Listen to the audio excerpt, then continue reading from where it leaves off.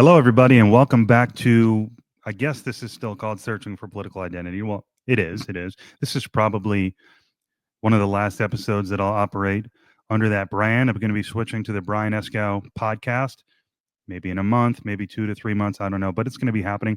And I'm not totally comfortable with it, but I guess you're not supposed to be totally comfortable with change. That's something that I need to internalize. And it's a lesson that I've had to learn. I learned a little later than I would have liked in my life. And so, this search for political identity, the search for personal identity, maturation. I'm a bit of a late bloomer. It's all really, as regular listeners of this podcast know, is about my growth, and I'm taking this leap. I don't want one of the reasons I'm not comfortable with it being called the Brian Escow podcast is because as much confidence as I have, and I do have a lot, and as selfish as I am when I am, um, and as inward thinking as I tend to be, I really don't think that I have all that much to say. So I'm a little nervous about being the brand. I mean, before it was a search for myself, and now it's, hey, look how great I am, and come listen to me. So that is difficult. I'll be honest with you, but I got to grow up and I got to spread my wings a little bit. And it's not to say that I've arrived at I'm a Republican now, or I am MAGA now for life, or I'll never vote for a Democrat again. But it's, hey, I'm okay with the fact that I voted for Trump. It was a big deal. It's a big milestone. It was, because previously I had always voted for Democrats since '08. And let's not diminish the fact that it was a big deal for me, but let's kind of move on from this obsession of am I a this or am I a that? Let's just kind of be you, take it as it comes. You're allowed to change, embrace that, and believe that you are enough, that you're worthy, capable. I think I'm capable, but worthy is kind of what I need to work on. Even though I'm so much more confident, and I deal with so much less insecurity than I did throughout my whole life. Now I've been, really grown a lot in recent years, but I still have a little bit of that self confidence issue where it's like, can I really command great people coming to me? Do they really want to talk to me? So, but nonetheless, that's what I'm doing. So, just wanted to update you on that. You'll notice that I did not. I'm no longer doing the little intro and outro music for this searching for political identity. So soon, I don't know if I'll ever get back into a different version of that for the next brand, but I kind of like starting raw and just talking. That seems to be what the big guys do, right? Not that I really watch Tucker Carlson, to be honest, though I have no issue with him. Well, let me not say I have no issue with him, but generally I've warmed up to him a lot in recent years. I don't think his videos start with any sort of music or anything like that. So trying to swim with the sharks a little bit, right? Do what they do. And so that's what's happening there on a housekeeping front, as they say. The other thing I want to mention, and I want to keep it very vague here, is that one of my worst fears kind of unfolded over yesterday and today. And without getting specific, someone from my offline personal life reached out to me and really cut me down to size about some of my posts on X. And I won't go into any details at all, but I will say that some of their critique rang true, and so I do feel a little bad about that, and I do feel a little sorry about that. My behavior. I'm not perfect. Let me take a sip of tea, if you don't mind. I certainly will acknowledge that I've made mistakes online. Definitely. I'm sure you'll need several hands to count how many. And particularly, even within the context of what this person's critique was. And so I acknowledge that. So there is a little bit of atonement that I have to do, and I'm happy to do that. And I do that. I'm doing that. I'm not saying this is good enough for that person or people that reached out to me, but I'm letting my audience know at least that I plan on doing that. Also, I think some of the critique was a little over the top, but they were heavy blows, and I acknowledge that. I don't think they all landed, but like I said, there's a little. It got me thinking, and so the only other thing I have to say about that is, yeah, you take some risks when you spill your heart out and your soul online, especially when you're in the process of maturing politically and personally. putting yourself out there for the world to see. And it was one of my worst fears that someone would reach out to me from my offline life and share some concerns, um, and that they'd taken offense to some things. And I never meant to ever cause anyone offense. Um, yes, a couple of my posts have been antagonistic and arguably like a bully-ish, but not that many. I think I could be forgiven for some of my behavior on X. I think I have to atone for some, but so it's tough. I mean, sometimes you do find yourself being an asshole online because that sells. What sells is being direct, clear, unambiguous, and I really have tried to not attack people personally. I've done it. I've made mistakes, and I'm not saying it's always a mistake, but I try not to do it. But ever since I announced that I was voting for Trump back in late August, it has been a different ballgame. I've been a different guy. I acknowledge that. Have I been guilty of just trying to get more likes and clout on social media? I have to reflect on that. The problem is, I also came to this genuine conclusion that I wanted to vote for Trump. And so it was real. It's real. Where I'm at, it's real. Have I milked it? Sure. Is audience capture a thing? Sure. But like, it's hard to say where I'm not being genuine here. So I have overshared in times. I have been a little bit of an asshole at times. Um, some of it not appropriate, and for that I apologize. Okay, let's move on after another sip here to the concept of dick riding, which I just touched upon in a glancing way. I didn't come as far as I've come in sharing all my thoughts online for the last 4 years and hosting so many people from diverse backgrounds, thinking about politics to ride someone's dick, to start even if it's Elon or Trump, guys that I've come to really respect and like, particularly Elon and definitely Trump as well, though. I don't want to be a dick rider, okay? But what am I to do? I've come to the conclusion that I agree with them. I like basically everything they say, not everything, but almost. And the things that I don't agree with them with, I say, you know what? The opposition cried wolf so many times that it's probably unfounded. This criticism's probably unfounded. Trump's not a scumbag. He's not a dictator. He's testing the bounds of his presidency, and the Supreme Court will make rulings. And I can't say that I have a problem with that. I can't say that it really is keeping me up at night.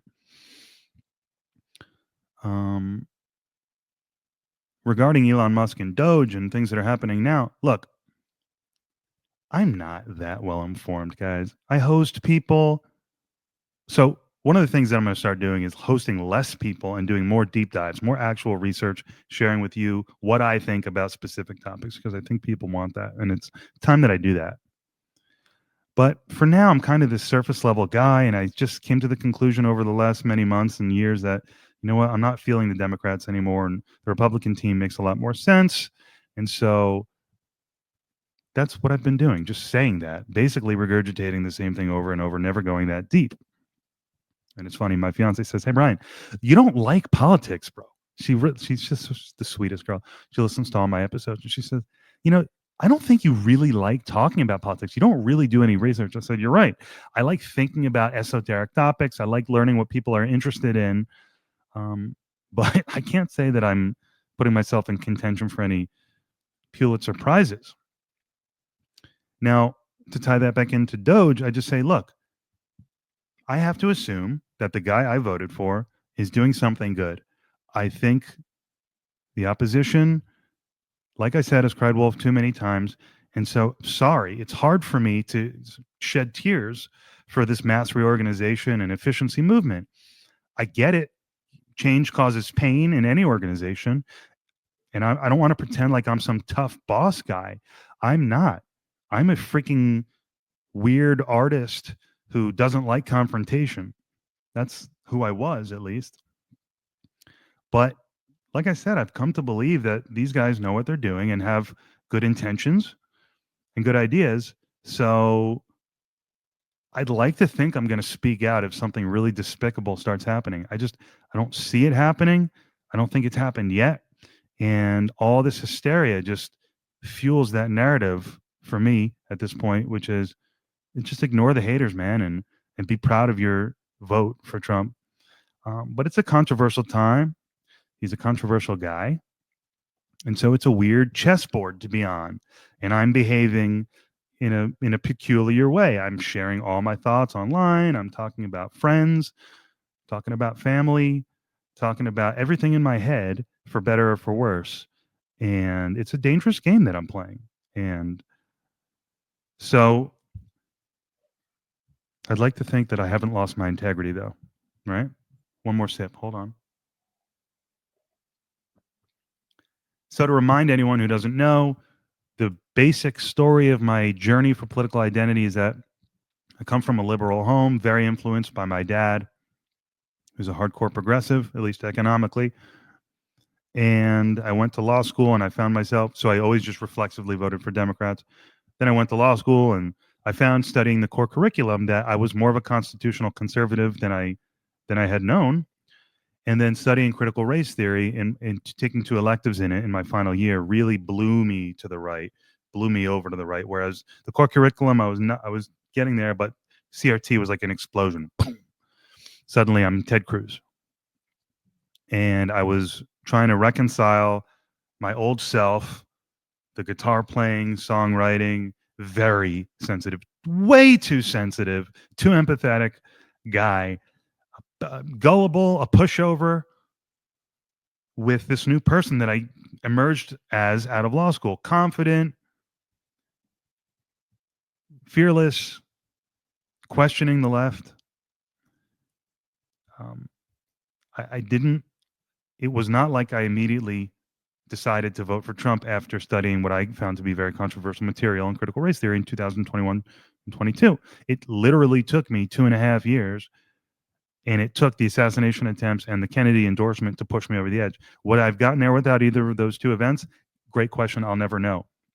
But certainly, I was instant when the Kennedy endorsement happened on the heels of the assassination attempt. And wow, I mean, looking back on it, what an incredible time. What can I say? I got swept up in the, well, it wasn't swept up, but the final push was a bit of a sweep in this amazing, almost godly moment where you felt like, man, this seems like preordained almost. Um, and I know how that sounds, but it did feel like there was something very powerful going on in the last few months of the campaign. So yeah, but also my journey here has been, and so I once had a guest and I said, welcome to Searching for Political Identity. And they said, well, I know you're not going through an identity crisis, but I said, no, let me stop you. I am going through an identity crisis. Let's be real. That's what this has been. And it goes back, like I've said many times, not only to the left leaning side of my family versus the right leaning side, but also the Jewish side of my family versus the not so identifying as Jews side of my family. And then you throw in, when you get online to promote the podcast over the last few years, and you start to see all these conspiracy theories, and I'll talk about aliens in a second, briefly, and then then I'll introduce my guest. But this concept of Ashkenazi Jews, you may be familiar with this conspiracy theory that Ashkenazi Jews, such as myself, are fake Jews. They're just Europeans and they have no Jewish blood in them or whatever. And I don't know, man. So, like, I'm not saying I believe that, but so many reasons to question your identity. And then you study critical race theory and you think about racial identity, and they talk about gender identity. And the Democrats always placing such a big emphasis on identity politics. You can see why I called the podcast Searching for Political Identity. And the last thing I'll say about my growth process here is that I was really depressed. And I've not been shy about this in previous episodes, but I want to reiterate, I was a very sad guy. Um, I had a lot of friends always, and I had a lot of fun always, but I was not always going out. Like, when I moved to California 11 years ago, I moved away from my best friends, and we're in a group text, and we play. So for like the first 6 years I moved out here, we were playing video games every night. And so I always had close connections with my best friends. Been very fortunate. One of them got married and has kids. Then I went to law school, and I haven't played since. So, but I only bring up my friends to say that I always had friends. It wasn't like I was like moping around, but I kind of was moping around. Always lost, no direction. What am I doing? Just working for my construction job that I've always had. It's a safe job, not really growing. I've grown a lot in the job, actually. And part of my therapy a couple years ago was to say, hey, wait a minute, why am I so hard on myself? Like I have grown a lot. In some ways, yes. In some ways, no. So look, you gotta be clear-eyed as you analyze anything. I've made mistakes, whether it be online or at work or on this podcast or whatever. Definitely not saying I'm perfect, but I guess my point is I was really lost and really sad for a long time, and I was really different. I went on antidepressants for probably a year and a half. I can talk about that sometime. I can also open up about my therapy, but I was really mostly lost, and I'm still lost, but I have a little bit more of a clue now. I'm engaged, huge lawyer, huge. Oh my God, hi Rosie. I got a dog, huge. I mean, really, that's so funny. Where are you? Oh my God, she's on the couch, which is fine. Um, and I do feel I don't play the guitar anymore. I don't play video games anymore. Who is Brian Escow now? That's what this podcast was about and still is about, and probably always will be about. I don't know, man. I like to see people thriving. I love art. I like technology. I like thinking about trippy, esoteric things, like thinking about space, philosophy. I like to think I'm a good guy. I love comedy. I know that falls into the art category, but I love making people laugh, which I can do occasionally, and it's just the best feeling in the world. But I'm a very different person. I once saw a commercial 10, 15 years ago. I'll never forget it. Well, actually, it's funny because part of the story is I have forgotten it, but I don't remember what the product was. But the gist of the commercial was whether I think it was like a truck or something, whether you look back on yourself and you hardly recognize yourself, or you're the same person, or there's some resemblance, it doesn't matter, like buy a Chevy or whatever. And I'll always remember feeling like, I wonder what, and it ties into that great Beach Boys song, When I Grow Up to Be a Man. When you grow up, how much are you going to change? And so I guess what I'm saying is that I haven't totally changed. There's still a lot of me that's the same, but I've dialed down not the compassion, but the sensitivity, recognizing that I've been too sensitive, literally, to things for so long that I had to dial that down to get control of my life. And one effect of that just happened to be while I was in law school and all these things were happening on the national political scene. Combine that all, and this is where I've landed. And I promise you, I've been trying to be completely honest and genuine and authentic about it, and I always will be. That's my superpower, keeping it real. And so if I've crossed into the territory of being an influencer, trying to be a wannabe influencer, creating content just to create content, just trying to get Elon to retweet me, then I apologize. I mean, then I should apologize, right? I think I should. And so that's what I'm kind of currently processing right now. But it's amazing how you change over time. And again, not partially, but parts of you change. So what else can I say about that? Very quickly, why I think aliens are here. Again, so I'm a weird guy, and you would think, looking back on it, that I would have been a big alien UFO community guy for my whole life. But surprisingly, and I think this is just a result of me not being active online, which is I wasn't active online for so many years because I was so insecure. I didn't want to put photos of me. I wasn't going to be posting on any app. Wasn't really getting much information, good or bad, from the internet. Um, I wasn't aware of this alien narrative, this UFO community narrative. I just really wasn't. But a couple of years ago, I started to, hear all of it. And I was out to dinner 8, 9, 10 months ago, something like that, with my then girlfriend, now fiance, and a friend of hers and her friend's boyfriend. So just the four of us. Hold on, sip of tea. Do I have any left? So we're having a lovely dinner in La Jolla. And after a couple drinks, I learned that this guy, super smart guy, worked for a private defense contractor in the aerospace industry, machine learning engineer. Okay. Like really smart.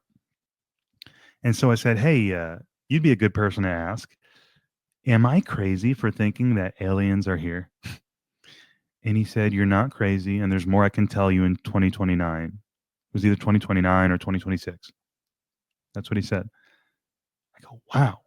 Um, and he's no longer working for that company. He's now working for a 3-letter agency on the East Coast. So I knew that he was transitioning to that job at the time. That's why I said, this guy would fucking know. I mean, does that not blow your mind? All these documentaries, not all of them, right? But the basic idea that extraterrestrials are here.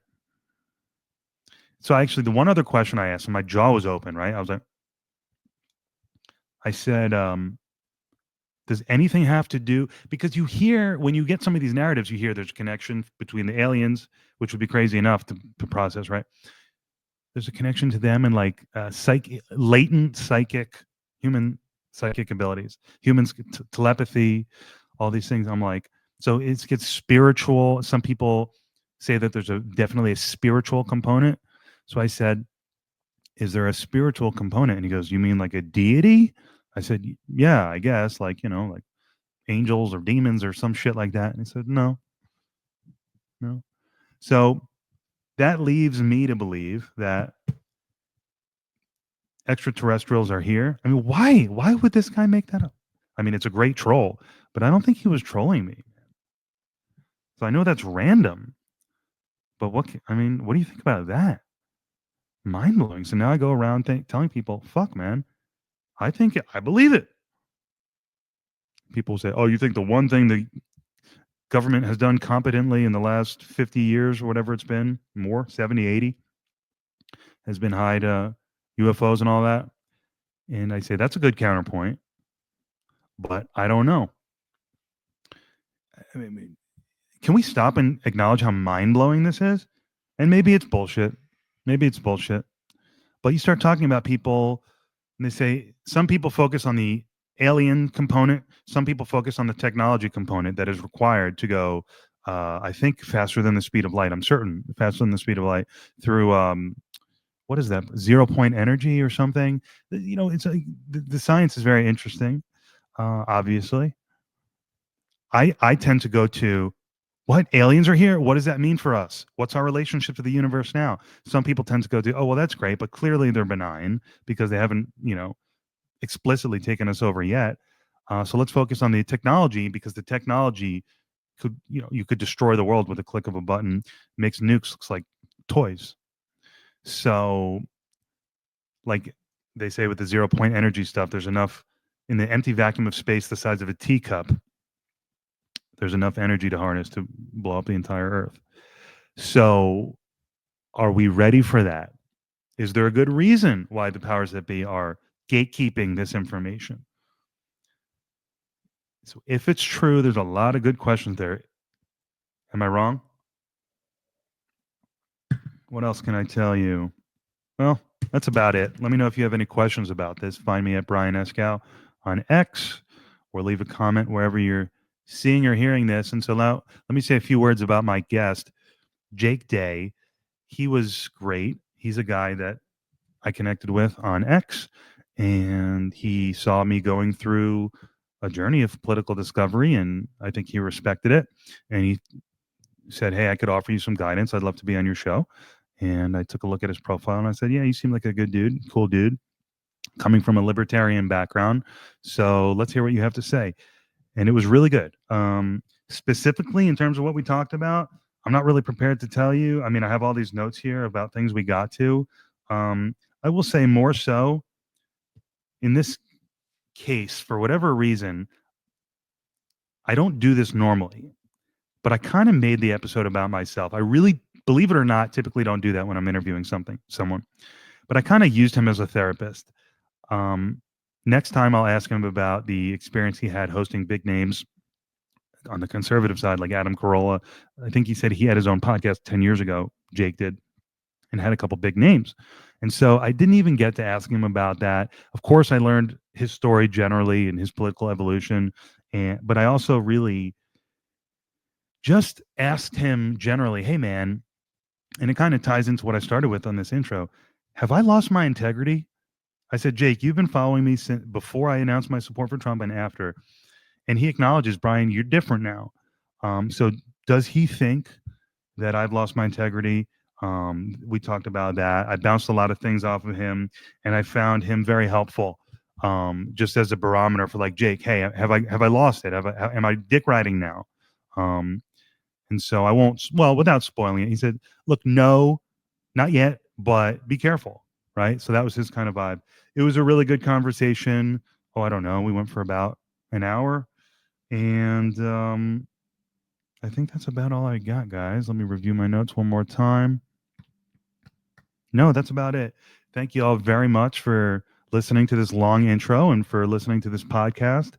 Like I said, it's still going to be searching for political identity for the foreseeable future. And I feel very connected to the brand. I know it's a mouthful. I know it's not snappy, but damn if it didn't speak to exactly what I was going through at the time.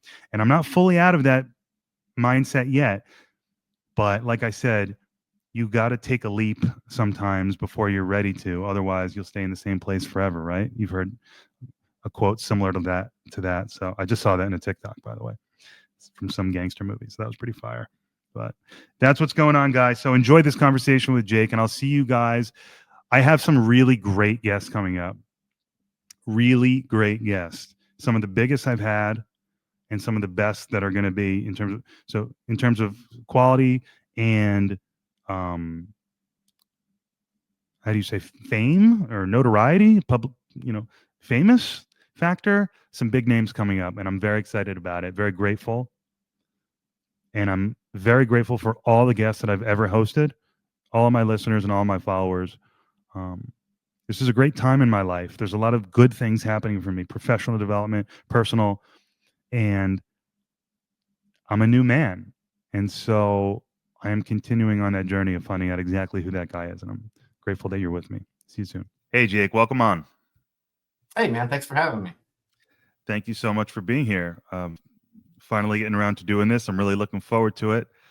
As you know, we met on X. As you know, I have been searching for my political identity for the last several years. It all culminated when I decided I'd join Kennedy in voting for Trump. When he announced, I pretty much instantly went. And since then, it's been a different experience for me. I'm no longer this fence sitting guy. It's like, am I still searching for my political identity? The answer is yes, but I may have outgrown this brand. Is it still reasonable to be calling myself on this search? I'm really a Trump guy now. I mean, I'm like a hardcore cat turd basically now. So that's where I'm at, but I'm still looking for guidance. And so I think we're going to talk today about your perspective maybe on the journey that I've gone through. I want to know about your journey, and we can chop it up a bit about anything. But so excited to get your take on things. Jake's take. That's your sign in the back. I love it. There you go. That's what I'm here for. So, Jake, before we get into any of that, you have a child on the way in a couple of weeks. So congratulations. Hey, thanks very much. Yeah, it'll be my third daughter. Amazing. So what's it like being a girl dad? I grew up in a house where there's 4 kids and I'm the oldest, and there's 3 boys and the youngest was a girl. So we were all pretty rough, and my sister got pretty tough because of it. So I never really gave a whole bunch of thought to girl dad stuff. And my first daughter, she's 21 now, so she could tell you that she was probably the test case. But right. It's been a softening of the edges for sure, and it's kind of given me a different perspective of the world. Having girls that are going to be going out into it, becoming women, and kind of how they're perceived and how they're interacted with. And it's definitely been an eye-opening experience over a couple of decades for sure. Yeah, it's actually very interesting. And the fact, like you said, that you have children who are 21, about 9 now. I mean, this is very interesting. And you are a multi-layered dad. Okay. You've I'm got like a lot the of white depth. Nick Cannon. Yeah. Yeah, that's interesting. So I'm recently engaged, and so that's part of my Congratulations. journey. Thank you so much. Thank you. So it's part of my journey too. You know, life is changing. I graduated from law school. I actually passed the bar this time. I'm engaged. I'm maybe have a kid on the way in a year or two or three. So Brian Escow is changing, and so trying to figure out where I stand in this crazy world. Oh, it's pretty hard, isn't it, to be an informed citizen?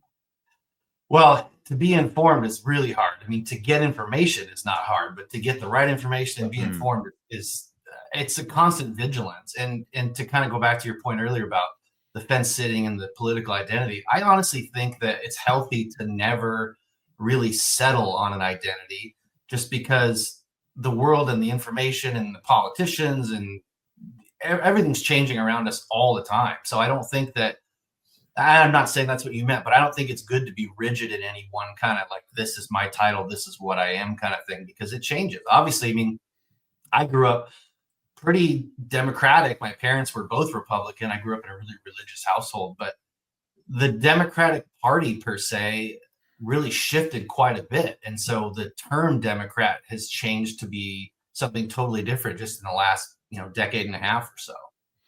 yeah, that is something that I knew instinctively 4 years ago when I launched this thing, but I didn't really have a full grasp on, which was how much the landscape is actually shifting. So Yeah. it was kind of cool, I think. Not that it's a catchy brand by any stretch of the imagination or that it's really blown up, but I like how searching for political identity really captured where I was at in my growth journey as a development. You know, being this stoner, lackadaisical guy who never accomplished really much of anything, struggling to find himself and find passion and direction and all of this. Growing up in a liberal, very progressive household, um, maturing on the personal level, but also tapping into this wider social movement. It's been pretty interesting. Yeah, I mean, it's a moving target, I would think. You would probably agree, right? Yeah. And it's weird because social media, well, it's not weird. I guess it's predictable. Social media rewards assertive, decisive behavior and commentary. And you can be, I do get accused of audience capture. Oh, you found what sells and then now you're just printing it. And look, I'm not going to deny that I get the little high from the going viral and it's Yeah. making money now too.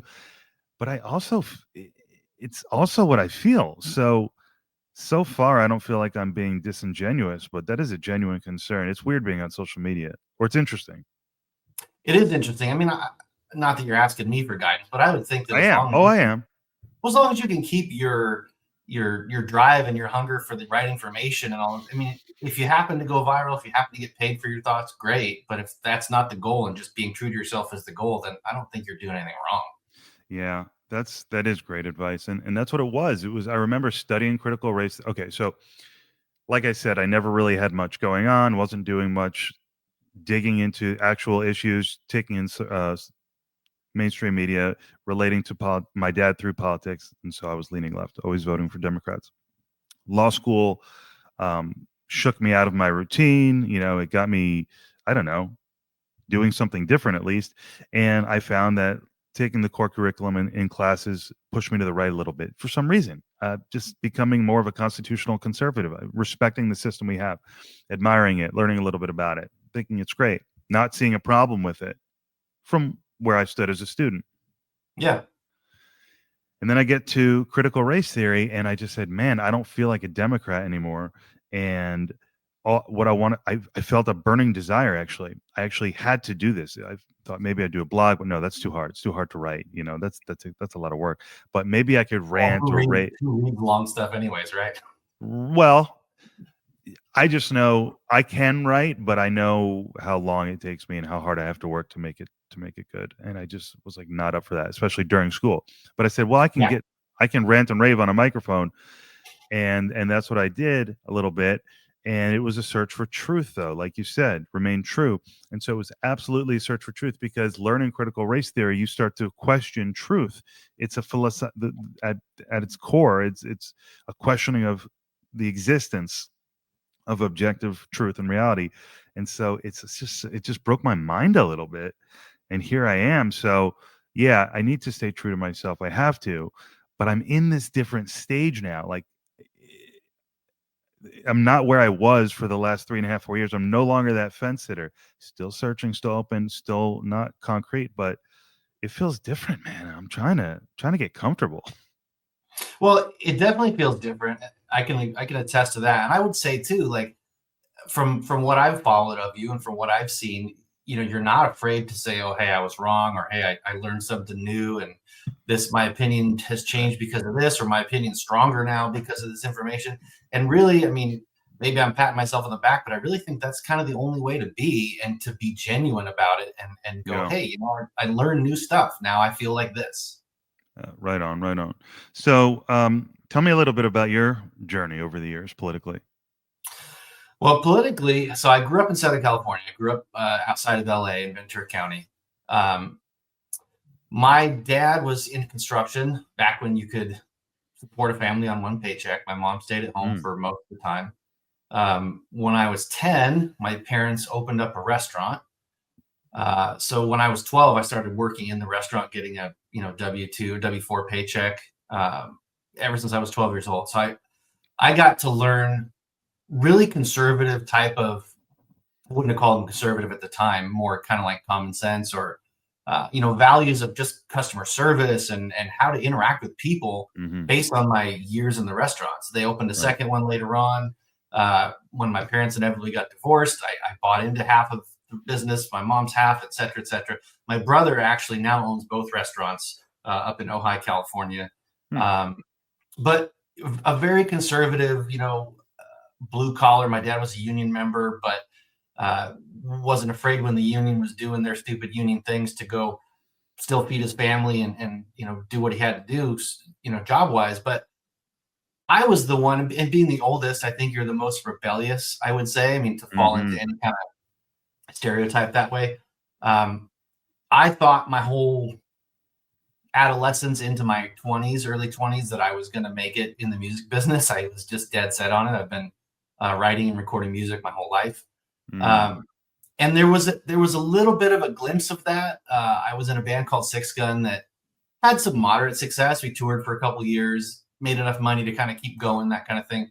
And so that really kind of fed the progressive side because I was quote unquote out there in the world and going to all these big cities where all the progressive stuff was. And I was pretty adamant and closed minded about this is how it is, pretty rigid about it. And I looked at conservatism. Um, so both my parents are pretty religious. They're pretty strong Christians, and I always kind of equated conservatism or republicanism with religion. And I think, to be mm, fair, for the most part, when we were growing up, that's kind of how it was. This newer brand, the MAGA, whatever you want to call it, there's a lot of people who are in the conservative side, or at least the right-leaning side, who aren't religious, and it's kind of a new RFK, for example. I'm not saying he's not religious, but he has more democratic or progressive viewpoints on some things like the pro-choice, pro-life. Um, and so I was really adamant about that. And growing up and trying to be in that business, I was just surrounded by people who were there. Um, Fast forward to, I moved up to Seattle. That's a whole other story. I ended up, when COVID hit, I started my own business. So I ended up picking up the mantle of what my dad did in construction hmm, after I got out of the restaurant business. I went to the other thing that he did. And I ended up opening my own contracting company up here near Seattle. I opened one in Austin, Texas for a while. I was able to sell both of those last year for pretty good reward, I guess, for the hard work. wow. But owning a business and owning a business in a very liberal state like Washington State really had kind of opened my eyes up to both sides of the fence, so to speak, to use your nomenclature. And I think that age, um, having some more years under my belt and seeing the parties shifting, being a father, especially a father of girls, I Mm, think a lot of that kind of led me to the more centrist. I really identify honestly as a libertarian. I really want yeah. the smallest government possible. I want everything to be legal for adults, and I want people to be able to make their own decisions. That doesn't align with democratic stuff at all. Um, and so it has been a journey, and I'm obviously summarizing, but I've gotten to that point now where I'll say this: when I first got into this business in construction, the company owner at the time said, "How come you're not a Republican?" And I just said, I was pretty staunchly liberal. He goes, "Well, wait until you own something, and then you'll become a Republican." Mm. And I hate to say he was kind of right. I don't know if one equaled the other, but that really was the kind of experience to see the things that the company's paying into and some of these benefits, and especially in Washington, some of the ridiculous benefits we have to pay into as employers. But to summarize, that's how I kind of arrived at this. And titles don't mean really anything to me. If the values all shifted back and the Democrats became the party of the workers and all these things again, then I would be a Democrat. I mean, it's the title doesn't matter to me as much as the issues and the values do. Yeah, so I want to get to some of the issues that are important to you, and of course, your thoughts on Mr. Trump, who's just this unbelievable figure. I mean, we can't even. There's It's so been much to fun to say. watch. What's that? It's been fun to watch. Yeah, unbelievable. Before we do, I got to ask you about being a musician. We have this in common as well, but tying it back into just giving you and my audience, and really for myself, frankly, I mean, I'm using this as a therapy session, so I appreciate it.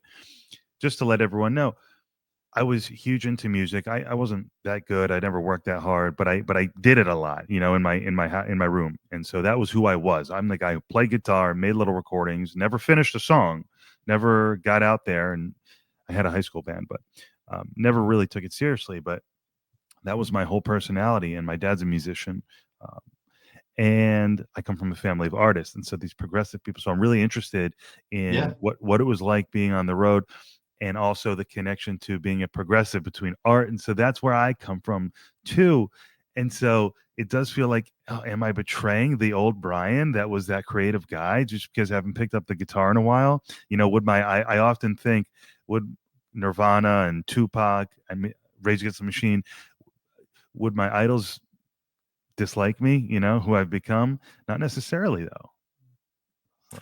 No, I don't think necessarily. I mean, obviously everybody grows and changes. I bet that if you picked up a guitar now and started getting your chops back, you'd probably feel completely different about playing and creating than you did before. I mean, I'm just guessing, Yeah. but I think the whole experience would be different. Yeah, no, I remember one time I was in therapy. I swear I wasn't in there for an extended time. Um, I was talking to my therapist years ago about that, and I said, all I write about is like negative stuff. It's just, it's like all you're feeling is negative. You're pretty fucking depressed, and so it would be wild. Not being depressed is such a big part of it too. Coming out of it and saying, "Who am I?" It would be interesting to pick up the guitar again, but it would be like a whole new relationship to the instrument. Well, being depressed helps good music though too. Dude, so that's why and I kind of, there's this great lyric in as you know, I'm sure, the Nirvana song Frances Farmer Will Have Her Revenge. I miss the comfort in being sad. Mm-hmm. What a lyric. Oh yeah. And I just, there was a comfort in that, and that's who I was for so long. And so who is this new version that doesn't play guitar, that goes to law school and doesn't have as much compassion for poor people, quote unquote, is starting to buy the argument that progressive systems, although they have good intent, they have bad results. It's a growth, it's a journey. So that's interesting. I do have to commend you too. I mean, the idea of even trying to tackle law school for my brain is just beyond the realm of possibility. So congratulations for completing and passing the bar. That's a huge accomplishment, man. Thank you so much. It was the best thing I ever did. I love school. Had That's where challenges. we're opposite. But yeah. I mean, I've been on construction sites my whole life too, and I just wasn't getting the stimulation. So, um, in this case, I did like it a lot. But the bar was the hardest thing I've ever done for sure, and it was a big relief to pass it. So thank you. Yeah, it's interesting. Anyone I think could complete law school, but getting ready for the bar, doable, but a substantial amount of work. And so thanks. Yeah, it's all interesting. So what do you think about Trump? I mean, give me some thoughts. Well, I'll tell you this. So I'm old enough. I'm 45. So when I was growing up, I mean, there's obviously exclusions to the example, but when I was growing up, the news was pretty much the news. I mean, I remember the first Desert Storm being televised, and I remember laying there on my stomach on the ground just watching uh, George Herbert Walker Bush kind of tell everybody what was going on. And I know that the corruption probably goes back farther than that, but for the most part, I feel like the news used to be in the business of just giving facts. It was less commentary and less spin. Um, but I kind of just put that on the shelf and said, okay, well, I trust the news then. And so then we come up to 2016, Trump coming down the escalator, and really just the shitstorm of negative press that he got, all the Russia stuff, the Steele dossier. And I mean, I'm not ashamed to admit I fell for it. I fell for all the talking points that they were saying about him. I thought all that stuff was true. I thought he would, because I remember, Trump Steaks and Trump Airlines and Home Alone too. Like that was the Donald Trump. He was the punchline in rap songs. I mean, that's the Trump I grew up with. Yes. But watching what happened through his presidency, and then obviously COVID, watching all the stuff with and I'm not a fan of Warp Speed, and I don't forgive him, but I'm not a fan of how he kind of handled all the COVID stuff in the beginning. But to watch what the Democrats did over the last 4 years, to see the absolute weaponization of the DOJ, to see just, I mean, the double standards for things, the classified documents, et cetera, et cetera. I still wasn't all in on Trump, but I knew that I really wasn't going to be voting Democratic. I didn't think I was. And then RFK threw his hat. And to watch the way that the Democrats just systematically dismantled his candidacy it was just so rigged against the guy. I really kind of felt for him, and I really started paying a lot of attention to what he had to say. And as far as the Democrat values, those were where my Democratic values, Clinton Democrats and even JFK Democrats. And I really was along that kind of line of thinking. And I was really a big Bobby Kennedy supporter. And then when I saw he wasn't breaking 10%, I was paying attention to Vivek. But when it all kind of happened where they all dropped out, Bobby Kennedy endorses Trump, which was crazy huge. It was really a good example of, look, two people that have a common goal, that are willing to set aside the differences to achieve a greater kind of mission, I guess. I don't make it more grandiose than it is, but that's really what I was paying attention to. And I probably wouldn't have voted for Trump. I'm not saying I wouldn't, but I wasn't on the path for voting for Trump until RFK joined. And then when Tulsi came over, because I've always loved Tulsi, I thought what the Democrats did to her in 2020 was just ridiculous. And to see all these people that were not traditional Republicans kind of joining the broader MAGA tent, whatever you want to call it, was really what kind of brought me over. And then to finish, once I saw all the knives come out toward all of them, to that whole coalition, I was like, okay, now I kind of, it's like, once you see behind the curtain at Oz and you see the little guy back there pulling the strings, you go, okay, now I can't unsee that. And I just went further and further down the rabbit hole and was starting to see things that I took for being truth that were just obviously not. Right. Yeah. It's been such a tumultuous time politically. I, like you, knew that I couldn't get behind the Democrats again. I knew I wasn't voting for Biden again. I certainly wasn't. Harris wasn't the candidate at the time, but I said, I'm definitely not voting for Biden again. So what am I going to do? And so I actually went to Vivek first before Kennedy.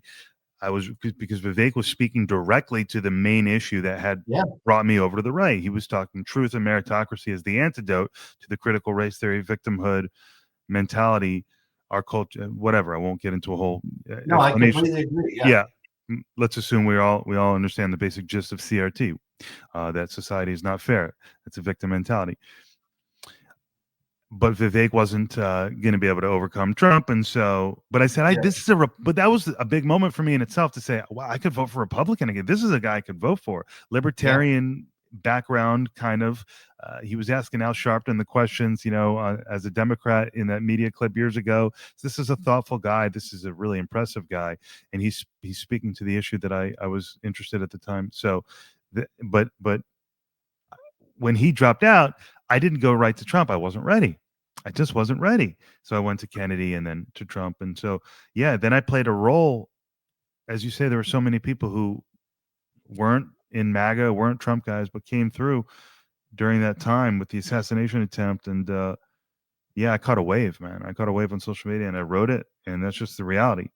The assassination attempt, I'm glad you hit on that because it escaped my mind for a moment. But the whole way that went down, both I guess attempts, that really opened my eyes too, to watch how that was covered, to see the kind of the cover up with that dude still we don't know much about, with Thomas Crooks or whatever it is. To see all that was just kind of the nail in the coffin, the icing, whatever you want to use for a metaphor. But it was like, oh, okay, now I see that this whole machine is trying to get against this guy. And why are they? What are they so afraid of, so to speak? And I think it's absolutely important to get back to what I was saying earlier, that we question everything. I mean, I question everything that any leader or president's going to say. I'd like to give them the benefit of the doubt for the most part, but I'm not going to be one who won't say anything negative about Trump if I think he does something negative. That's where I don't fall into the like MAGA no matter what, like some of the cat turd and whoever. It's like I'm not on that brand. Yeah, I all I can say is I'd like to say that I'm still that guy. I'd like to think that I still am. I think I am. But I didn't. But for example, I did not take the opportunity. I did not criticize Trump for his press conference the other day, and maybe I should have. Was it wrong to do what he did? What do you think? Which one?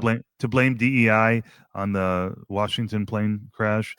Yeah. So I think, again, like most things, I think with Trump, I think the message and what he's trying to convey is pretty genuine. I don't think he has the best timing.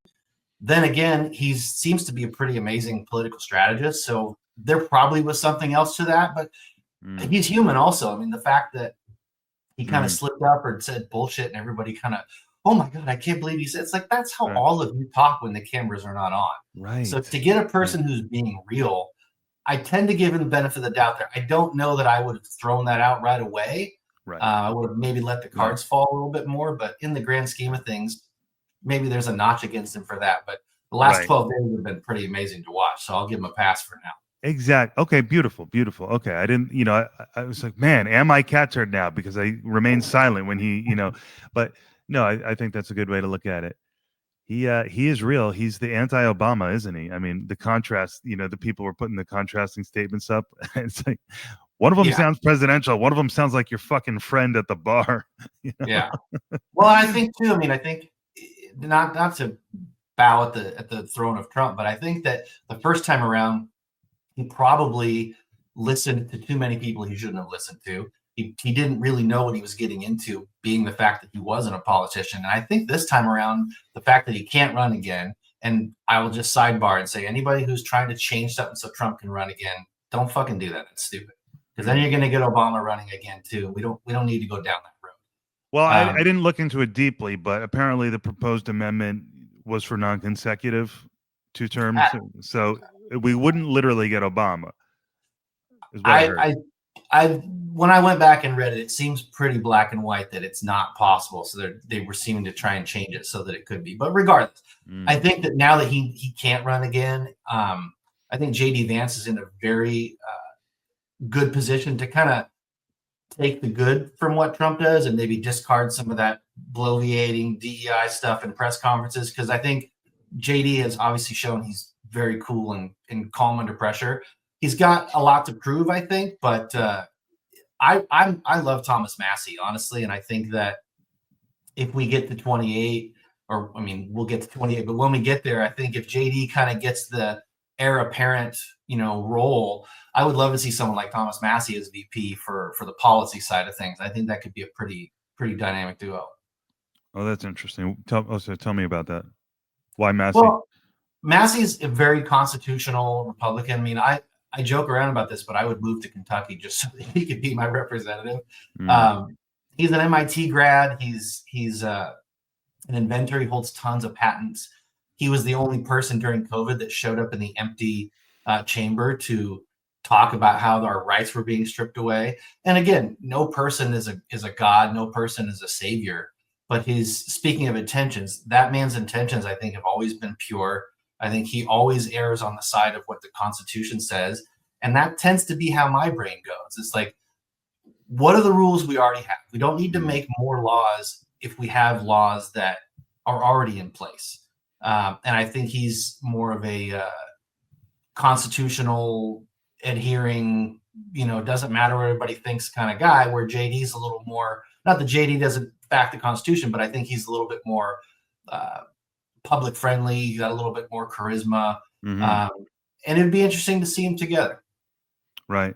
Yeah. People say that JD is maybe part of this techno MAGA, the different factions within MAGA. It's interesting.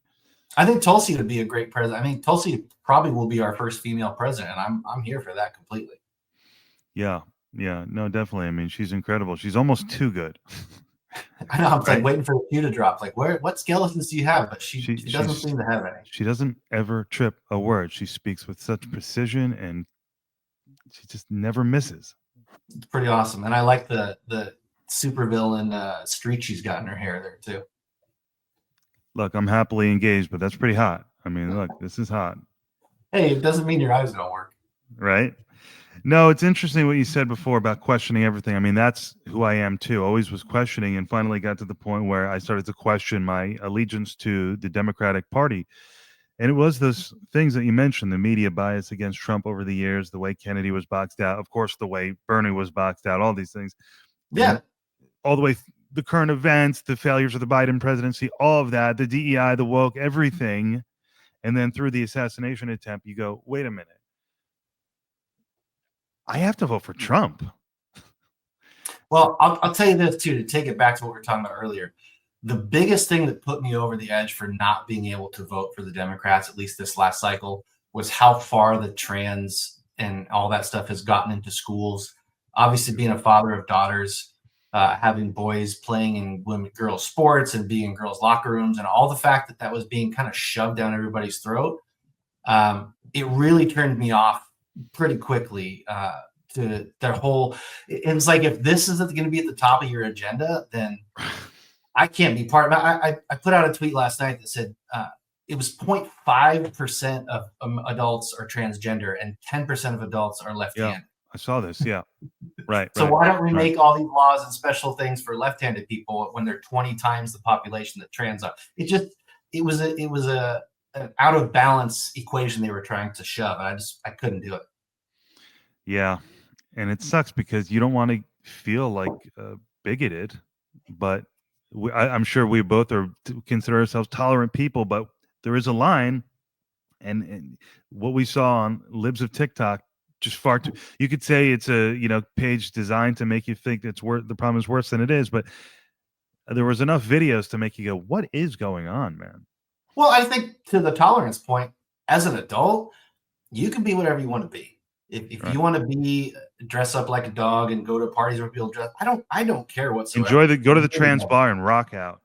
I don't care. It's when you start indoctrinating kids and mutilating their bodies and changing their body chemistry, when a kid that's 3 years old can tell you they think they're this. I mean, that kind of, it's just a bridge too far. My brain can't do the gymnastics to get there. Yeah. So let me say something about this. I'm not going to pretend to be like more comfortable. I'm not going to pretend to be the super culture guy. It's a strange thing to think about the concept of being trans, someone being trans. You want to lead with compassion, and all I can say is I do lead with compassion, and I have attended random LGBTQ victory fund political fundraisers events, random connection through my job. Have attended random fundraisers. That happens to be one of them over the years. And so I've been in rooms with lots of trans people and never felt uncomfortable, particularly, really never felt uncomfortable. And frankly, always felt like these people knew what was going on for them. So I believe they exist. It's a thing. It's not for me to understand or judge, really. It's just, okay, that's where I always stood, generally tolerant.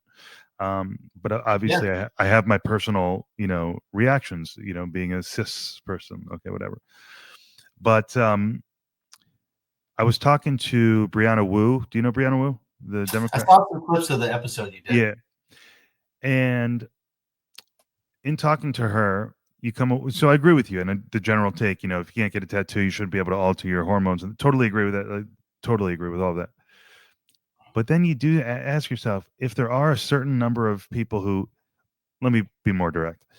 Brianna says, yes, Brian, it's a cruel thing to put a person through male puberty if they're trans. If you take it as true that they exist, some amount of trans people do exist, then it is kind of cruel. And so the question just becomes, for that small amount of people, but they exist, so let's treat them with dignity. And think about this: what do you do? Do you force them to go through their own nature, right? To use that bizarre phrase, do you allow puberty to do its thing and then treat them? Or, as Brianna said, do you do the humane thing? The humane thing from her perspective would be to allow some affirming care, so to speak, before puberty hits, because they're changing into this grotesque thing, as she said, that they don't want to. It's fucked up. Well, that's a can of worms right there. But I will say, I definitely think that the affirming care is such a misnomer that it's almost offensive. Um, it's just the title of it.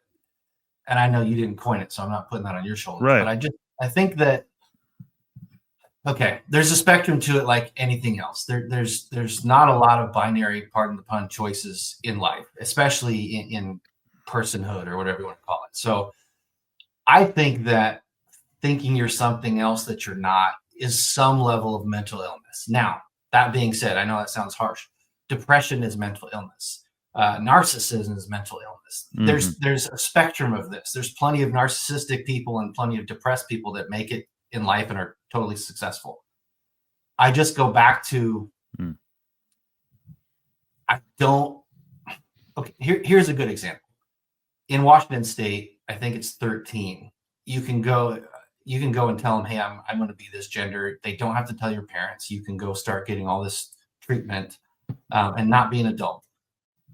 That's In fucking the crazy. meantime, That's in the crazy. meantime, I got divorced, and my 9-year-old is a product of a custody agreement. I have 50-50 custody. In the state of Washington, they do not recognize whatsoever the child's input into their living situation. California does, Oregon does. Washington's like, nope, not till you're 18.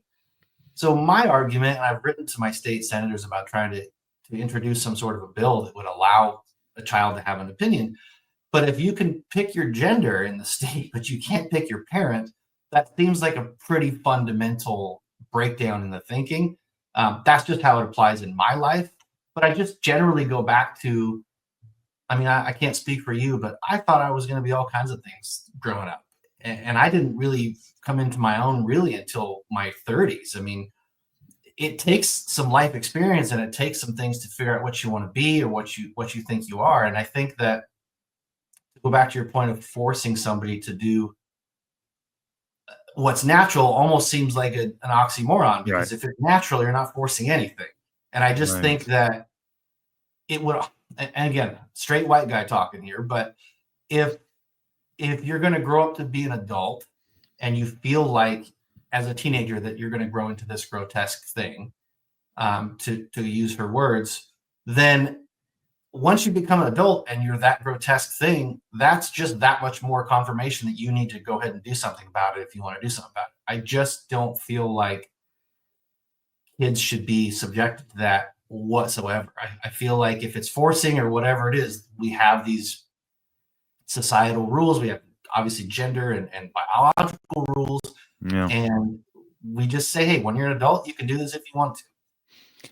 No, I get it, man. And soon I'll have kids, maybe, and it'll be interesting to see where my perspective changes as more information on the science develops, all of that, whatever.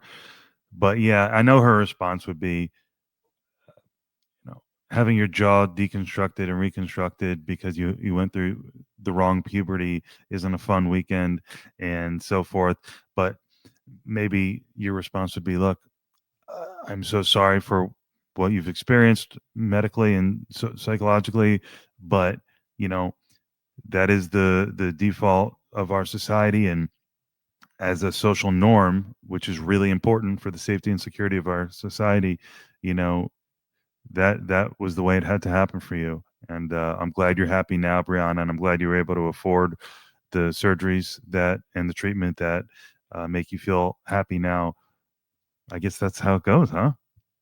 Yeah, I mean, I hate to reduce everything to a meme, but it's like I've seen a great one. I reposted it that says, you know, if a woman decides she wants to be a man, that's her choice. If they decide that society wants to think they're a man, that's our choice, and and vice versa. And it kind of distills it down. I mean, if we're going to agree that adults aren't adults until, and granted, I mean, well, they just struck down the unconstitutional handgun thing between 18 and 21, but there's different laws for 18 for this, 21 for this, 25 for this. So I go back, maybe it's the libertarian part. I go back to pick one age, whatever we decide that is, that's what the age you are to be an adult for everything. Mm-hmm. And then we kind of go from there.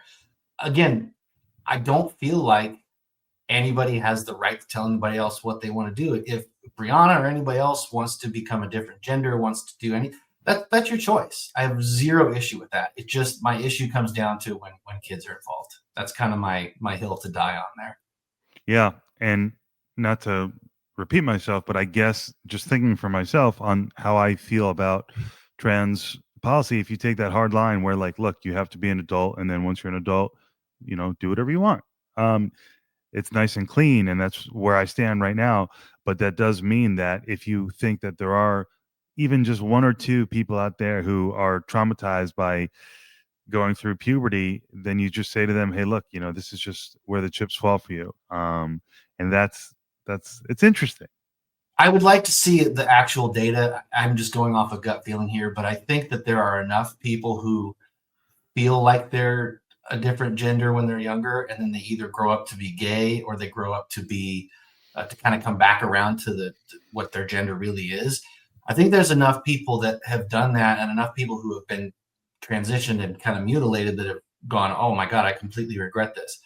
I have a cursory understanding of this. I'm no expert by any stretch, but Maya Poet is a great follow on X for that. I mean, um, she's detransitioning, I believe. I don't know what the gender at birth was, but it's one of those things where I think there's enough people who regret it. There's enough people who uh, think it's harmful, that it's not a cut and dry, that just because what you think you are at 3 or 5 or 8 is what you're going to be when you're 18.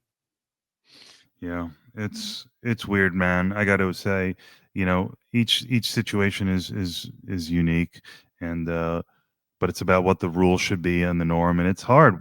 Take this issue or any other issue where the rubber meets the road, basis the philosophy and the rule at large versus each individual case, and what justice is, what the right thing to do in each case is tricky. But it's a weird issue to think about, man.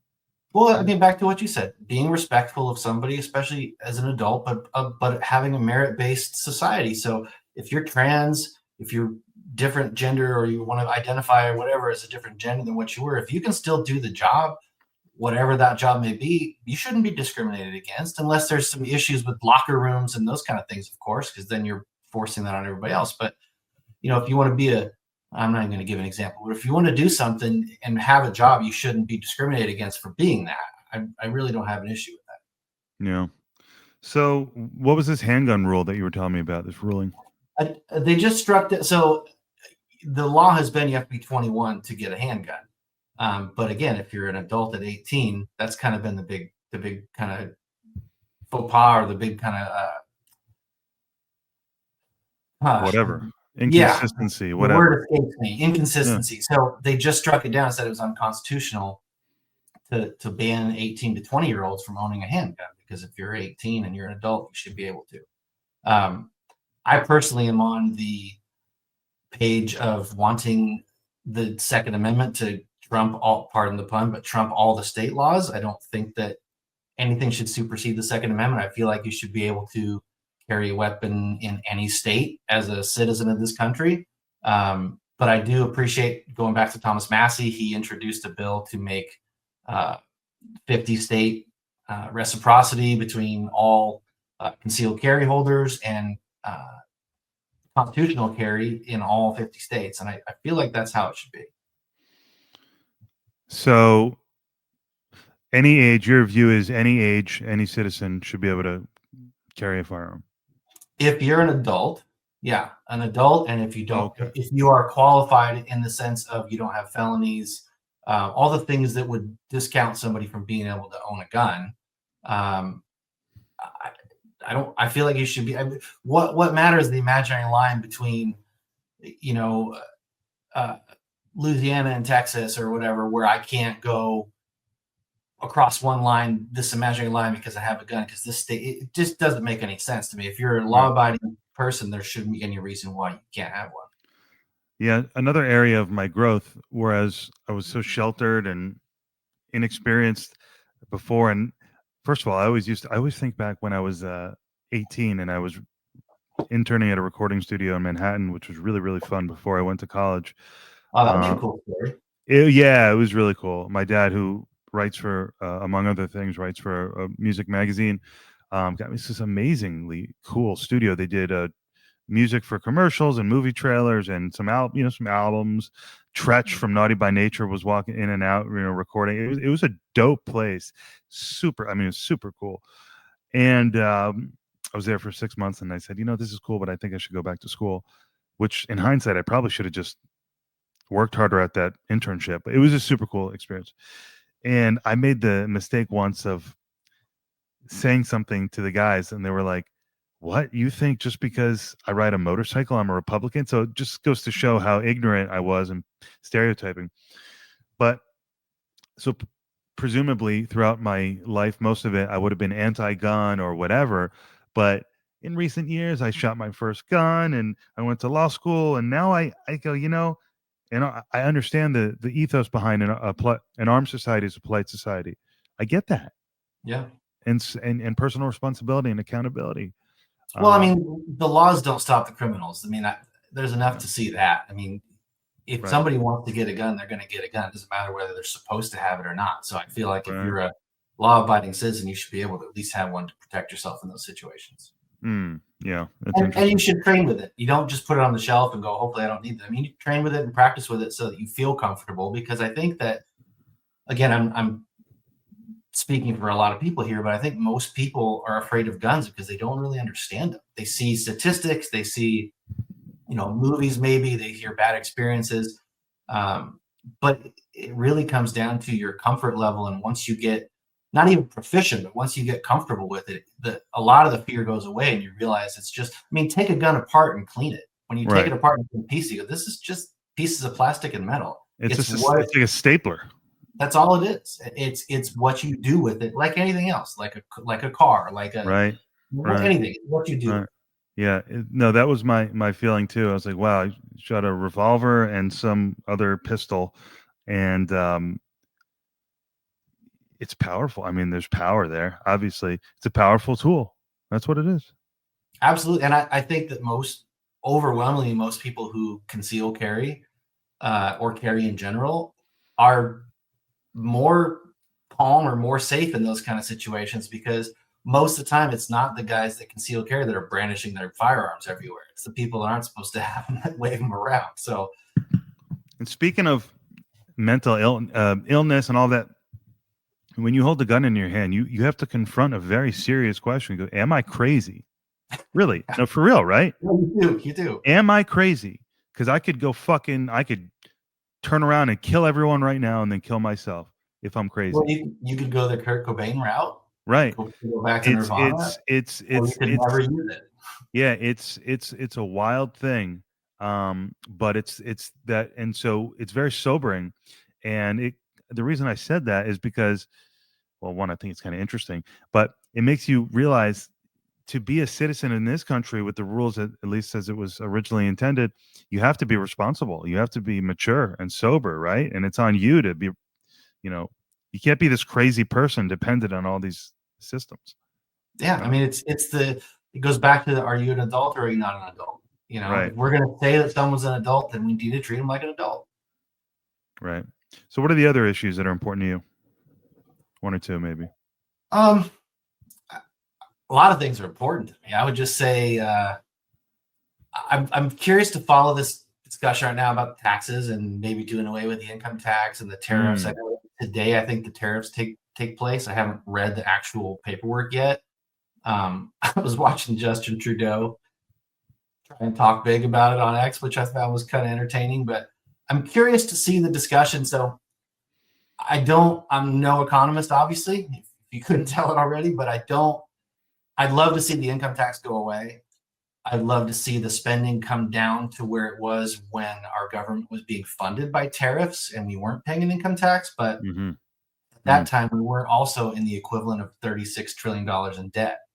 And I think that, again, from a layman's perspective, trying to service that debt and the cost of interest and all that debt and eliminate income tax and only be funded on tariffs, I I don't see how that maths, as they say. Um, I'm curious to see it play out though, and I'm for it in concept, but it needs to obviously be practical.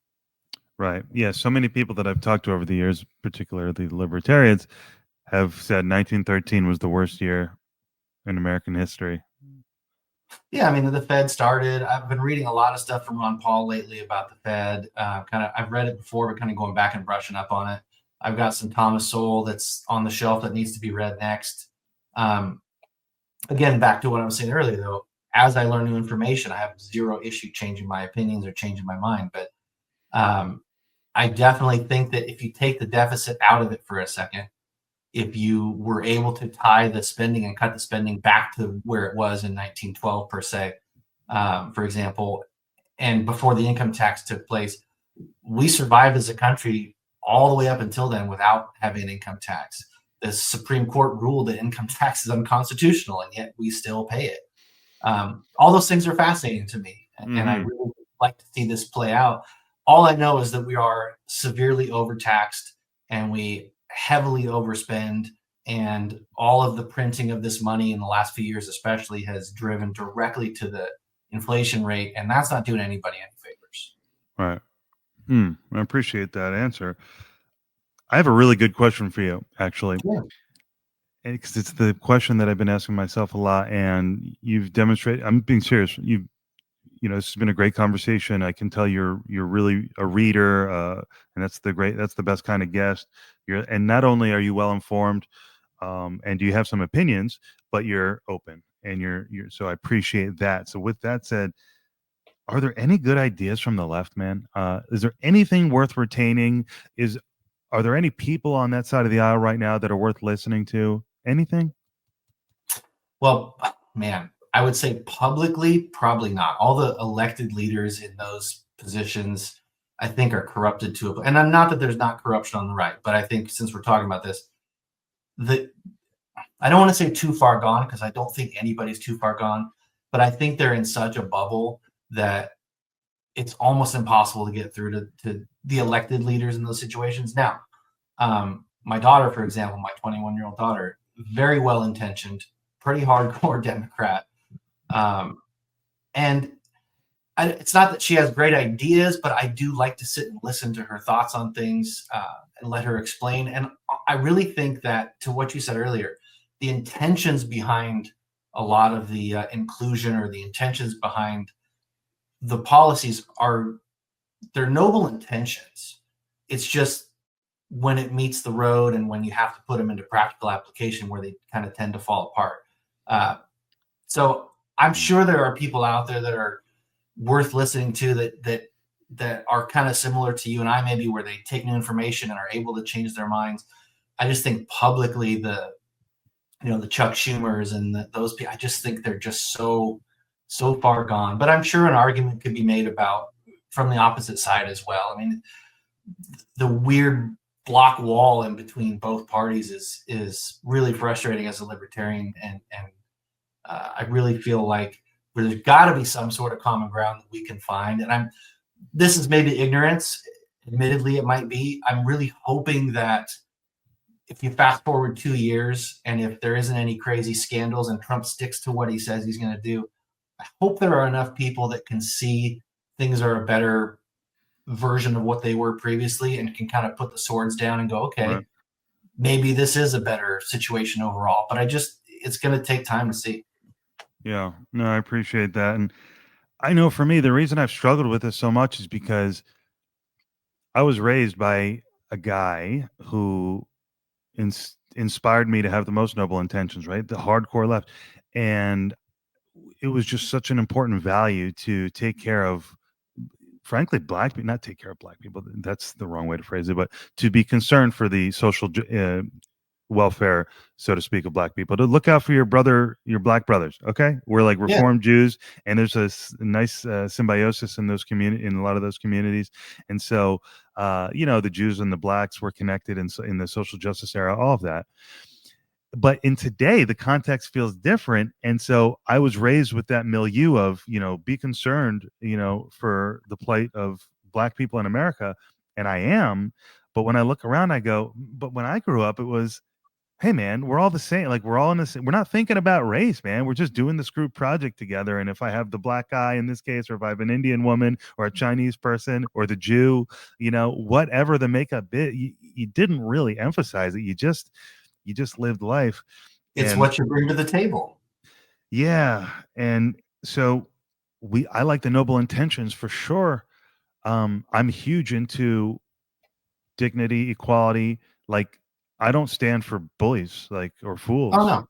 I don't suffer it. And so, but I hate to sound like a MAGA wannabe influencer, but the woke bullshit really was a factor here in all of this, because it put you on the other side of the people with the noble intentions, and it divided it, and it cast doubt as to some of the intentions on the mainstream of both sides, and it makes everybody paint into a caricature.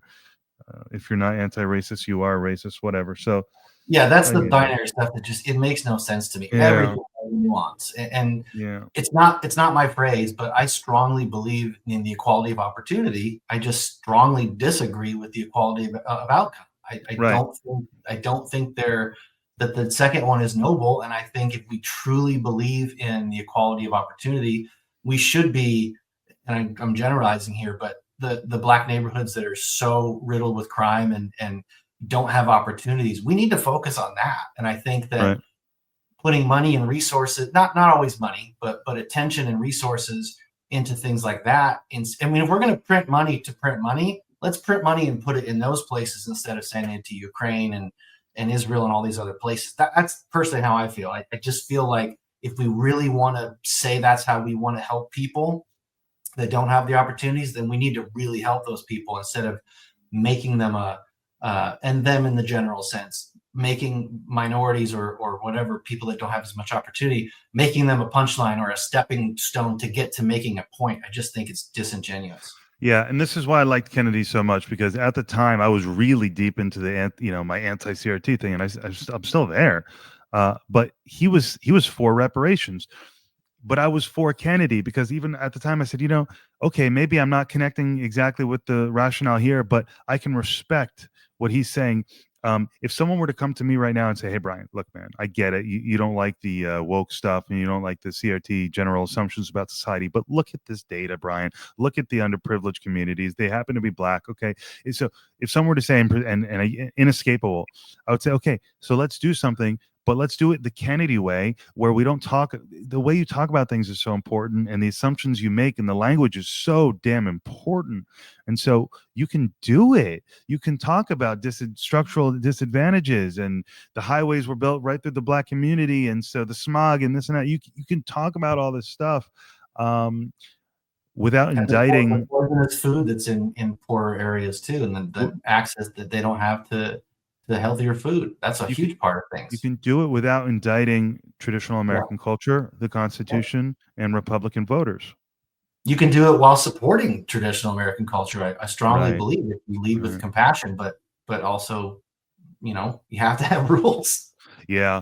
Yeah. No, I think that's it for me. Like if there was a Democrat or anybody to come out and say just that kind of thing, like I stand for law and order, I stand for the traditional American culture, I stand for equality under the law, I stand for but I also stand for recognizing boots on the ground situations. We have underserved communities for different historical reasons, this and that, and we are going to do targeted measures to help them. But just boom, boom, boom, like a business, I could be open to that. Well, that's kind of what's crazy. Going back to the party shifting, is there's tons of clips going around right now of Hillary back in the day talking about deporting people who are criminals and the rule of law, and it's like that's how the Democrats used Right. to talk, and that made sense at the time. It's just the problem is that's not how the Democrats are talking now, as a generality. Yeah, yeah. But so that's where I'm at. This has been a really good conversation. But right, you just avoid the extremes on both sides. Address the realities of the problems. Uh, don't indict your fellow Americans, and show respect and loyalty to a document and a system that is clearly very important. And give it the respect and reverence it deserves. You know um, don't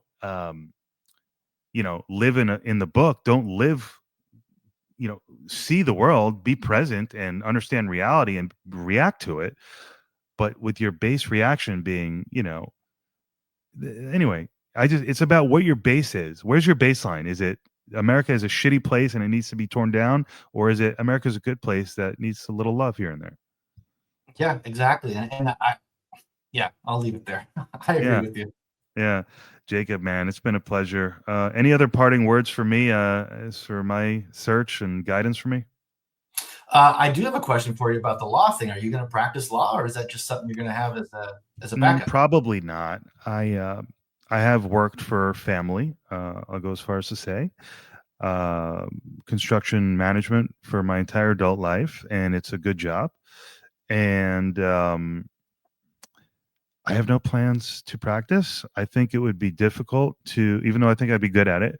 I think it would be difficult to find work in San Diego. I did fine in law school, but not amazing, like not incredible. And I think you have to do incredible to land a good job in San Diego. A lot of talent wants to come here. That's one thing. The other thing is I like my job and I'm really locked in, and there's a growth path and all of this. So probably not, but I would say I have 12 months to decide before like your resume starts to look stale. If you don't, it's like you pass the bar and you're not practicing. What's your deal, dude? What's your deal? So to be determined, probably not, but I think about it a lot and I have to put more thought into it. Yeah. Where are you on California in general? I mean, are you born and raised there, or are you No, I'm transplant to from San New Diego? Jersey. I'm a transplant. Been here, oh shit, man. Uh, 12 years now, 11 and a half years now. It's unbelievable. 11, no, 11 and 3 months. It's unbelievable. Um, yeah, man, just moved out here for work one day, left all my friends and family and started a new life. It was pretty cool. Well, sounds like it's clicking for you, so that's awesome to Yeah, hear. yeah, long about I felt like I was wasting away a bit on the job site for a while, and I needed that stimulation. Um, and yeah, going to school, it got me here. It got me connecting with really cool people and on social media. Whether it leads to actually practicing law, to be determined. I got to really figure that out. So I love San Diego. When I was stationed at Camp Pendleton, I spent a lot of time back when we could go to Mexico for weekends. I spent a lot of time in San Diego, Oceanside, down in Tijuana, obviously Ensenada. But um, I always have a love for California as a state. I was there from '82 to 2012 when I moved up here, so it's always kind of been my home. But to see the way it's going now, and the whole West Coast is kind of lockstep with each other. I'm hoping that I'm hoping that some common sense things get done up and down this whole coast. That because the West Coast is beautiful, and yeah, it's a great place to be if you're not constantly worried about what you're saying or doing. I guess that's yeah. We'll have to talk again and get into the whole politics of the West Coast. absolutely. I So appreciate the time, man. Thank yeah, you. that'd be a really interesting one. Well, everybody go follow Jake on X at Whiskey Smiles. No E after the K in that. Whiskey Smiles. The Scottish way. Yeah, okay, very cool. Are you a big drinker? Or not big drinker, but do you like your whiskey? I do like I'm not a big drinker. I probably drink maybe 2, 3 nights a week, and I'll have one, maybe two. So I guess that's moderate. But I love Scotch. That's my thing. Yeah, we had a great we had a great dinner last night. Very fortunate, to be able to say that. And a good cocktail. I mean, that's another growth thing for me. I was never into booze, but a good cocktail is quite nice, eh? It really can be. I mean, obviously, it can get away from me. I got a lot of Irish in my blood, so I got to make sure I don't go down that road. I got the Irish temper. I don't need the Irish drinking problem, also. Right, Um, right, but yeah, I love Scotch. It's just like Ron Burgundy, I guess. right on, right on. Jake, it's really been a pleasure. Great conversation. I really appreciate your time, man. Yeah, likewise. Thanks for having me. Yep. Have a great afternoon. Talk to you You soon. too. All right. Bye.